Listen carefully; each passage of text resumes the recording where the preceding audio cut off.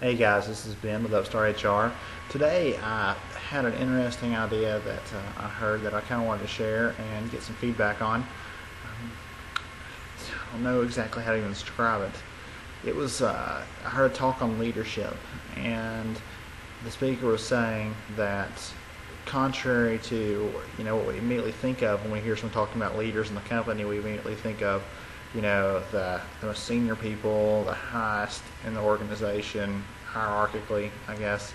But he was saying, he made the case, and a good one, that the most important people in leadership roles aren't necessarily those, while they are important, the ones that are, that we don't pay attention to that we should, are those, across the board, I don't want to say the bottom rungs of the ladder, implying that they're less important, but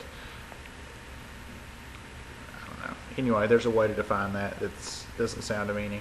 But the people down there closest to the work being done, that's a good way to say it. The ones closest to the work actually being performed are the ones that we need to be leaders the most. Just think about it this way. You start at the very top. You've got these great ideas. You've got this vision, this mission. Everyone's on board. You start coming down the ranks. Everyone's on board. Everyone's good with it. And you get down to the last guy right here. And he's like, you know what? I just don't buy into it. It's not, for whatever reason, he just does not get it and doesn't care. Well, the next person you hire, they come in contact with that guy, and while everyone else up the chain is talking about how great it is and they have this big mission and everything else, the one person they're closest to, every indication says this guy doesn't believe it. He says it's not true. He does the same thing I do, so he must be true, or he must be right. So that one guy who you'd think would be in some insignificant position is actually having a big impact on the people around him as they come in. They're new and they're fresh, and he can crush all that work that you're doing to communicate about the mission, whatever else you're trying to communicate to people, that you're trying to get them to really believe in and take hold of. That one person in that position can wreck it all.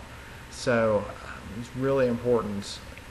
I guess it's just one more way to illustrate how critical it is to make sure you have the right hires culturally across the organization.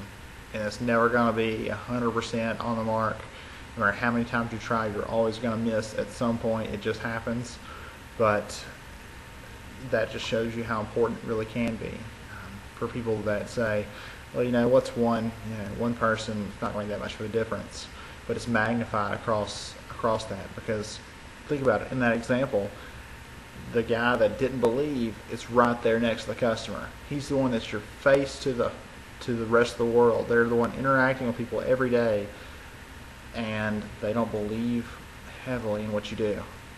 And the next guy comes along. He's also interacting with the customer. He also has that outward-facing role, and he absorbs that same disbelief or lack of conviction about what the company is all about. So, anyway, just some food for thought.